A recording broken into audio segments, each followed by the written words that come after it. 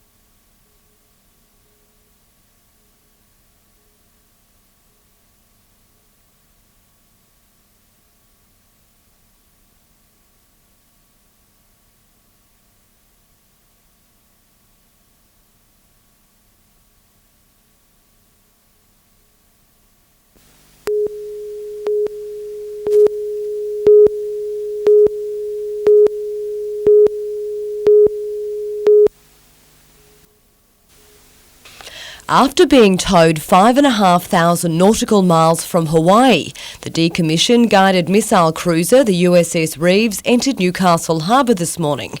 On board, Newcastle-based military personnel, there for the final part of a month-long journey. Children enjoying this spectacle. Launched in 1962, it played a role in the Vietnam War, but will now serve as a mock enemy target in a joint operation between the US and Australia. Codenamed Exercise Tandem Thrust, 250 William-based personnel will be among 20,000 people taking part. In May, the derelict ship is due to be towed out to sea off Gladstone, then used for target practice until it's sunk. What we don't want to happen in 10, 12, 15 years for some pollutant to come floating off the ship and then we've got to deal with it while it's at 12,000 feet. That would be unsatisfactory and we intend to do everything in our power to make sure it doesn't happen. Australian environmental authorities will inspect the ship during the 5 months that it's berthed in Newcastle. Number 5 Lee Wharf will be closed off to the public, the ship under close security. The dangers with an unmanned hulk is that there is sometimes a gas build-up in the compartments below deck. So what we would like people to keep well clear of it. Even our own security personnel will not be allowed below deck unless they're wearing breathing apparatus. Vanessa Trezise, NBN News.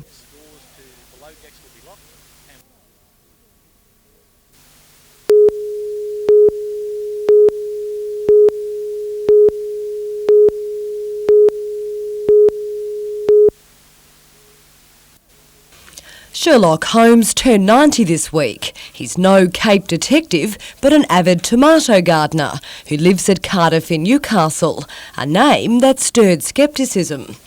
They don't believe me. His family, of course, was named Holmes, and at the time of his birth, he was actually attended by a Dr. Watson, and the nurse in attendance at the time, she said to his mother, "There's no two ways about it, with a name like Holmes and a Dr. Watson attending, there's no other name to call him but Sherlock." Even stranger is that Sherlock's great-uncle, Sir Arthur Conan Doyle, was the author of the hit detective series. His wife, a singer, died at 32 from tuberculosis. When he met her, Sherlock was by trade a precision grinder, but his real passion was dancing. In his younger days, he was the state jazz waltz champion for 4 years running.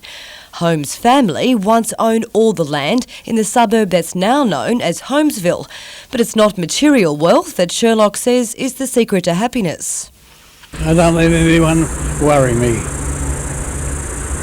That's a secret. I don't ever worry in the world. A non-drinker and non-smoker, Sherlock works in his tomato garden for 2 hours every day. The only mystery in his life, he says, is working out modern disco dancing. Jump around, but take it easy.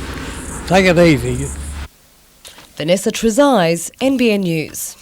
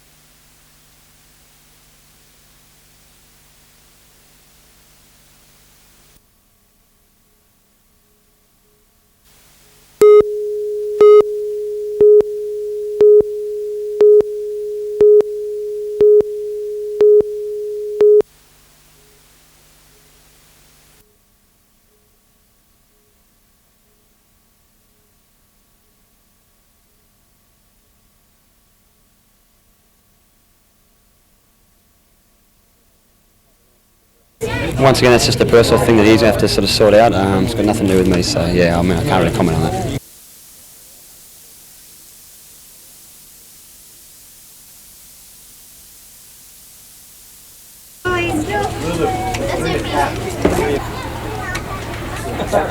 We can't become complacent, because once we start doing that, that's when we start to lose games, so we've got to make sure we're always on the ball.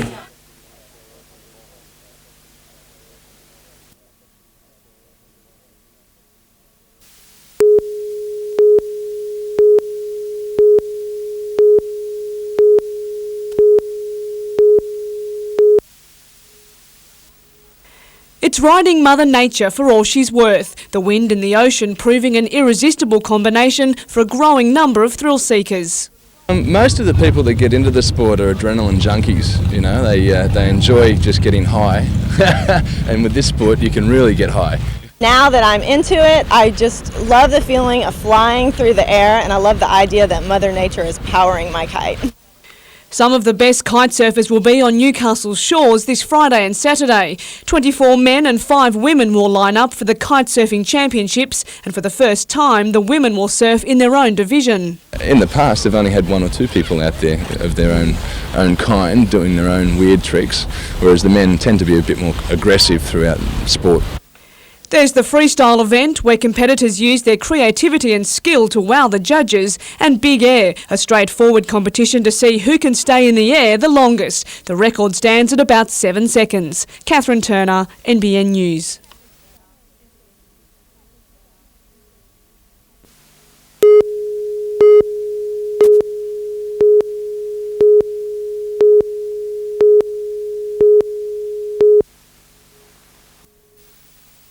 The people of Saltash say the noise from jets using the nearby weapons practice range has never been worse, so much so that earmuffs are now the latest fashion.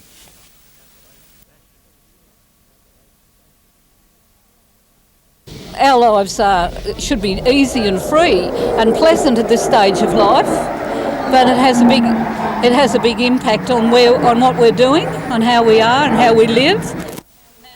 The residents were told today that a study looking at alternative sites for the range concluded that it should stay put. And they have other areas that they can use, but they won't use it just because of the slightest bit of inconvenience. But they're actually ruining the lives of thousands of people by doing their practice here in the middle of Port Stephens. Saltash residents say they were told by the RAF 20 years ago that the range only had 5 years' life left in it. But the bombing continues, 4 to 6 hours a day, 115 days a year. And that is one thing we're going to do, is we're stopping our rates. We're sending a drop out to everybody around the area, and that is one of the things on our agenda. The Mayor says their complaint is better served to the federal government. I've attempted to talk to the Minister for Defence on many occasions, including in writing, but I don't get much of a satisfactory response, because I think it all comes down to it's going to cost the Commonwealth a lot of money. Paul Lobb, NBN News.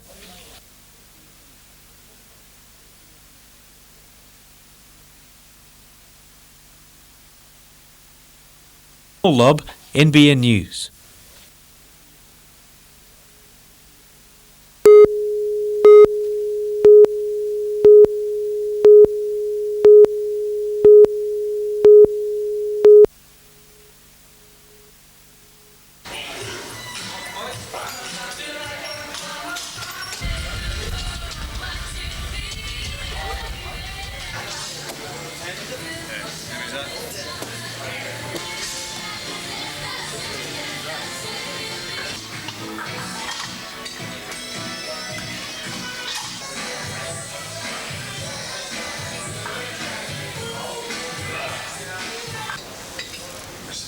Trained that went to you last time.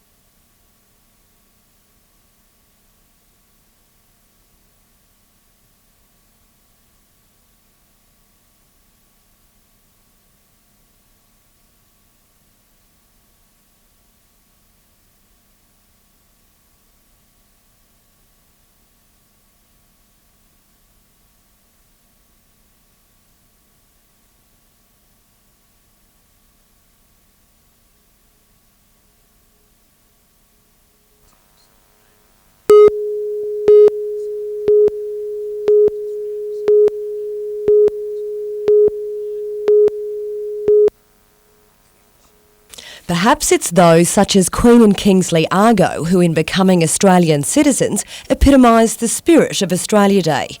The pair moved to Newcastle from Nigeria 2 years ago to study. I like the country. Mostly when I came to Newcastle, the people are really nice.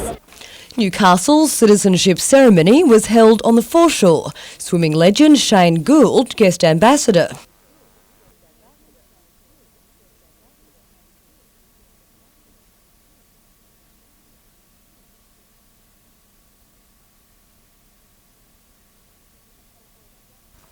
At Fort Scratchley, the recreation of history with the firing of the coastal guns. But outside the traditional celebrations, the more typical public holiday pastime was relaxing on the city beaches, the sky active with kite colour. Meantime, at Lake Macquarie, they were cooling down also. Hundreds flocked to Spears Point Park for a family fun day. There was the old favourite, the gumboot toss, but it was children who were best catered for with free activities. And in what would be a challenge even for the pros, a bobbing water hole with top prize money on offer. Unfortunately, it was the ball collectors who were the recipients of many hits. The day, once again a time for contemplation on whether Australia should become a republic. I think we've been ready for a very long time. I think everyone's just prolonging it. We shouldn't change. Meantime, at 8:15 tonight, fireworks will light up the sky in Newcastle. At Lake Macquarie, the light spectacular starts at 9:10. Vanessa Trezise, NBN News.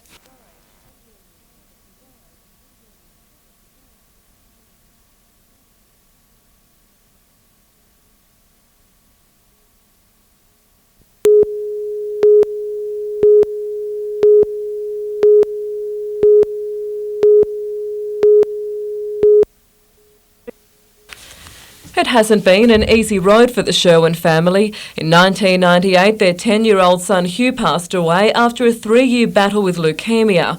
But just recently, his mother Mary Jane was confronted with details of his death published on a worldwide website called the Sydney Dead Persons Society.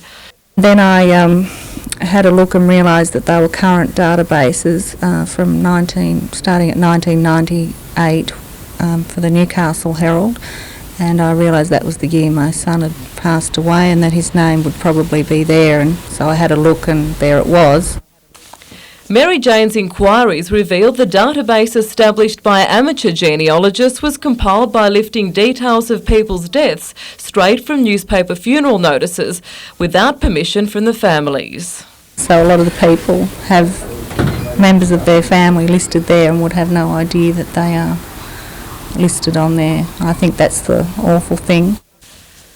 But a request to have her son's name removed from the list has been met with a blank refusal from the author of the website, prompting Mrs Sherwin to call for a change in legislation in the Privacy Act. I just feel we need more respect for the dead, and that's the very last thing we can do for our relatives. Helen Kapelos, NBN News.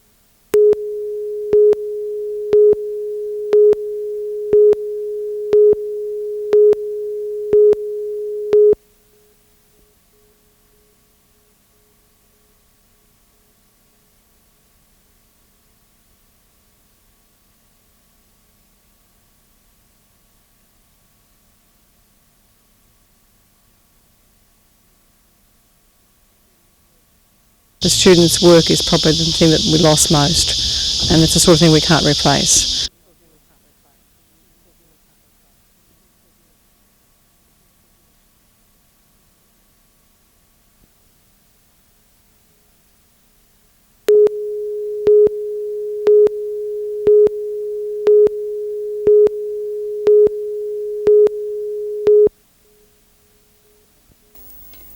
When Lake Macquarie Council introduced its alcohol-free zones, it was to limit antisocial behaviour caused by excessive consumption.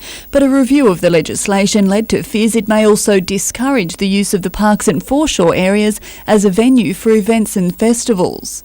They attract people here, they create jobs for our people. We certainly wouldn't want to inhibit that. We don't want to inhibit the enjoyment of the magnificent foreshore areas. At last night's meeting, Council decided to provide temporary waivers for occasions such as jazz festivals or wine tasting days.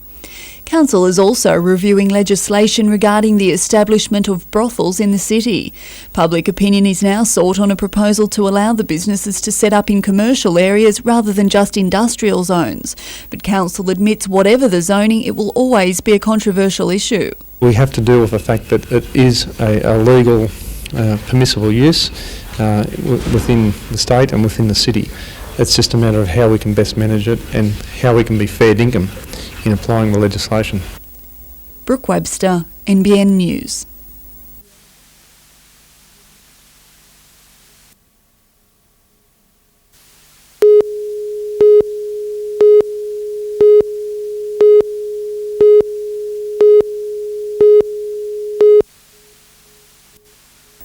Students return to the classrooms today, a new school year bringing many changes to the learning environment. At the new $17 million Lake Munmora High School, there were no students to be seen. They start Thursday, but teachers and construction workers were busy adding the finishing touches to the state-of-the-art complex. For the community of Lake Munmora, this is a dream come true, and certainly a large number of the community members have worked for a long time to see this school come to fruition. And while the initial 360 students will benefit from the latest facilities, a Lake Macquarie Parents and Citizens group is still fighting for upgrades to their school. Last year, complaints about the facilities at Warners Bay Public School led to repair work over the holidays, fixing most of the problems but not all. The P&C will now go back to the Minister demanding a toilet block be repaired. The walls, just all the paint is peeled off them, the cement rendering is coming off, the urinal in the infant's toilets just leaks out onto the cement. The Department of Education says it will be refurbished as soon as possible. Meanwhile, classes at Garden Suburb Public School were disrupted after a weekend fire caused $15,000 damage to 2 classrooms, forcing more than 50 students to work in the library this week. One class will return to normal by Friday. The other room will take longer to fix. Brooke Webster, NBN News.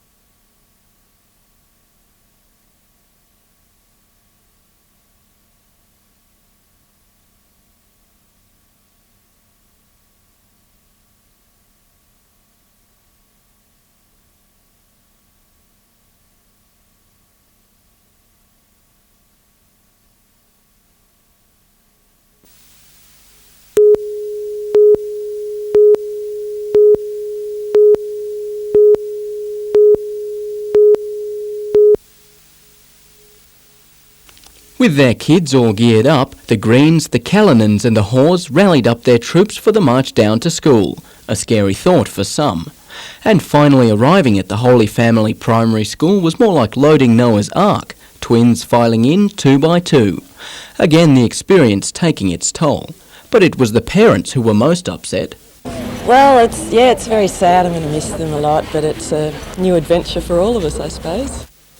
Luckily, however, all 3 sets of twins have an older sibling at the school to show them the ropes. Still, some decided that a name tag might be a good idea to help teachers tell them apart.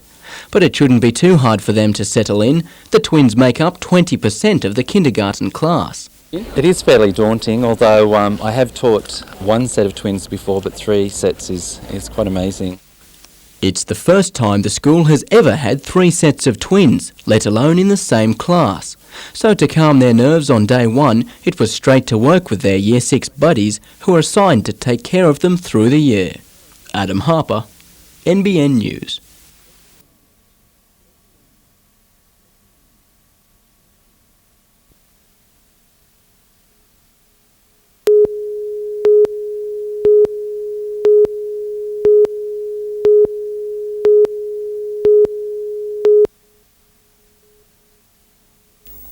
Demand for more milk at the factory at Hexham means supplies are now being trucked in from South Australia.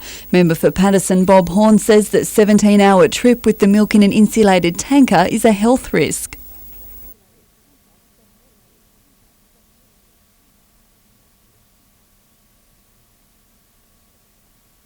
Dairy Farmers says all milk from all processors is transported in the same tankers, with the liquid normally maintained below 4 degrees.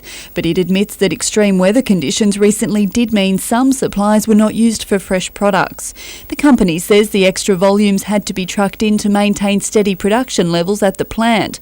But Bob Horn is offering alternatives. Either we have refrigerated trucks or we get milk locally. But with Dungog and Gloucester recognised as 2 of the worst affected areas post-deregulation, there's now controversy over who should be helping rescue the industry. Some say the state government.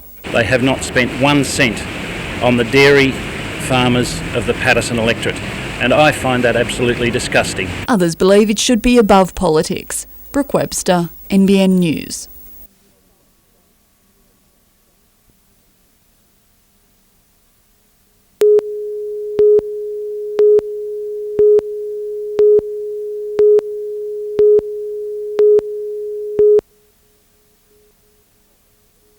Robert Evans owns Kinups, a small trucking business in Newcastle.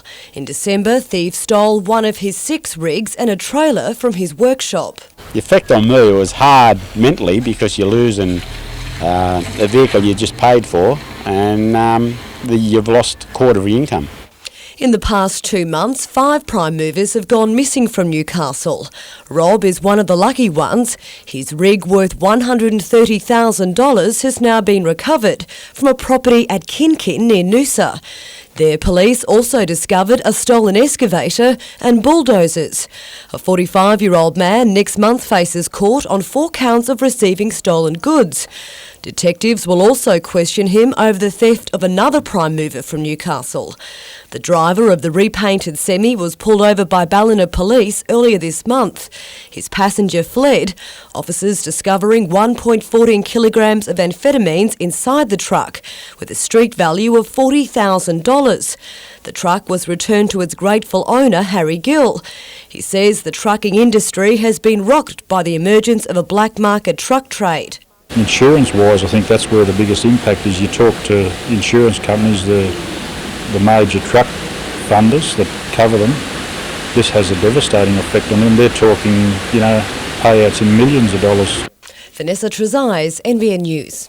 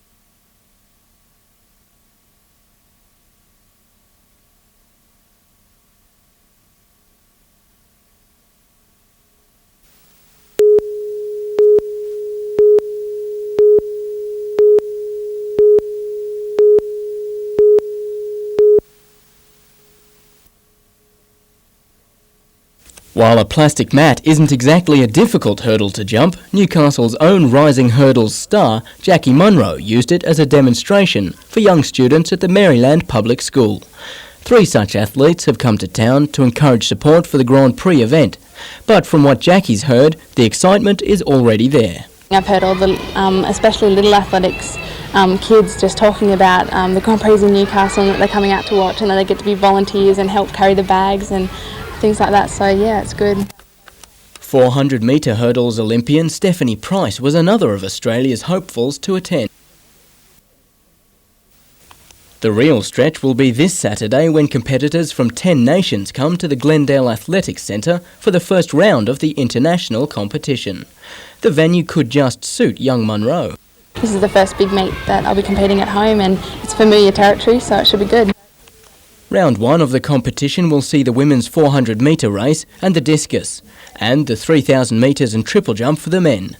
Competition starts this Saturday. Adam Harper, NBN News.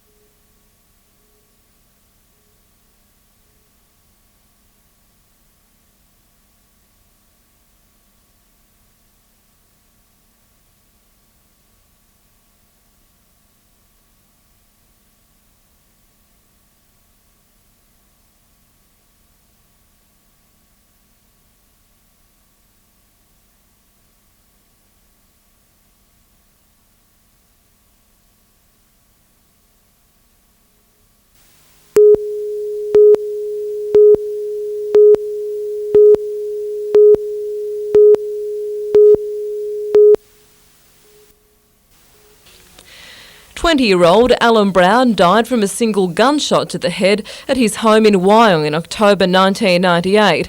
Less than 12 months later, 5 Newcastle men were arrested and charged over the brutal home invasion, all alleged to be associated with the life and death motorcycle gang. Arraigned before a Supreme Court jury today, Dean Hyland, Robert Owen Parry and Barry James Yates all pleaded not guilty to murder. Co-accused Bradley Thomas Powick, who was alleged to be the driver of the getaway car, and Darren Russell Wall, the owner of the car, charged with providing a false alibi, both pleaded not guilty to being an accessory after the fact. During the Crown's opening address to the jury, the accused were referred to as a joint criminal enterprise. The police facts alleging Highland, Yates and Parry all entered the home in Levitt Street, with one of them using a pistol to shoot Alan Brown in the back of the head. But the Crown indicated the most compelling evidence of all would come from DNA samples linking at least 3 of the accused to the crime. Blood samples from balaclavas, latex gloves and baseball bats are all part of the evidence to be presented in the coming weeks. The Crown has pointed to robbery as the motive for the murder and say the late Brian Shearer, the previous occupant of the Levitt Street home, owed members of the motorcycle gang $20,000 for cannabis. The trial is expected to take at least 3 months. Helen Kapelos, NBN News.